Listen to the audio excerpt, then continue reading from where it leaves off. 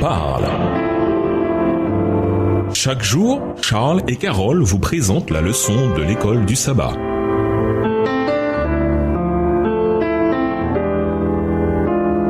Bienvenue à votre émission. Dieu nous parle. Nous voilà la leçon de mercredi, la dernière grande tromperie de Satan. Apocalypse 16, verset 12, nous dit que l'objectif du tarissement de l'Euphrate est de préparer le chemin aux rois qui viennent de l'Orient. Dans l'Ancien Testament, les rois de l'Orient étaient Cyrus et ses forces arrivent du nord. Puis, approchant de Babylone par l'est, Ésaïe 41, verset 25, leur conquête de Babylone rendit possible le retour du peuple de Dieu dans sa patrie. Ésaïe 44, verset 27 et 28. De la même manière, le tarissement symbolique de l'Euphrate prépare le chemin à la venue des rois de l'Orient qui vont délivrer le peuple de Dieu. Les rois de l'Orient, dans Apocalypse 16, les versets 1 et 2, sont Christ et son armée d'anges célestes. Jésus reviendra avec l'armée céleste, vêtue de lin blanc et pur, Apocalypse 19, verset 14, qui est le vêtement des anges sans péché, Apocalypse 15, verset 6. Accompagné de l'armée des cieux. Christ, comme le montre Apocalypse 17, verset 14, est vainqueur des forces sataniques qui oppriment son peuple. Comparé avec Matthieu 24, versets 30 et 31. Le conflit final contre le peuple de Dieu avant le retour de Jésus est connu comme la bataille d'Armageddon. Lisons Apocalypse 16, versets 13 et 14. Quel est le rôle des trois esprits impurs dans la préparation de la bataille d'Armageddon? En quoi sont-ils une contrefaçon satanique des messages des trois anges d'Apocalypse? Voir 1 Timothée 4, verset 1.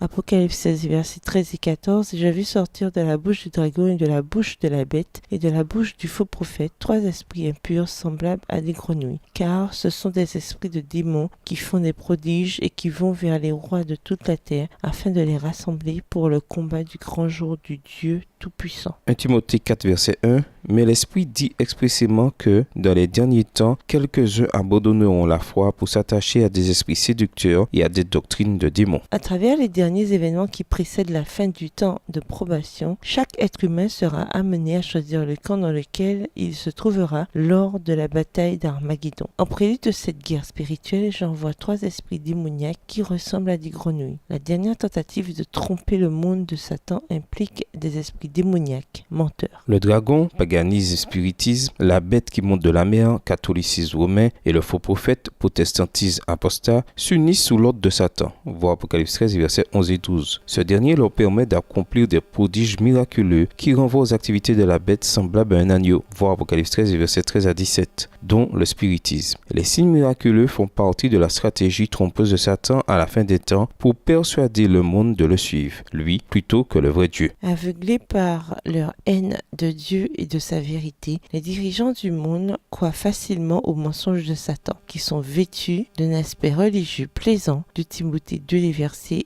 9 à 12. Finalement, ils s'unissent dans la bataille finale qui entraîne la fin de ce monde. Et nous vous laissons avec cette réflexion. Lorsque Dieu attire notre attention, de quelle façon différente lui répondons-nous? Au revoir. Et à demain si Dieu veut. Dieu nous parle. Chaque jour, Charles et Carole vous présentent la leçon de l'école du sabbat.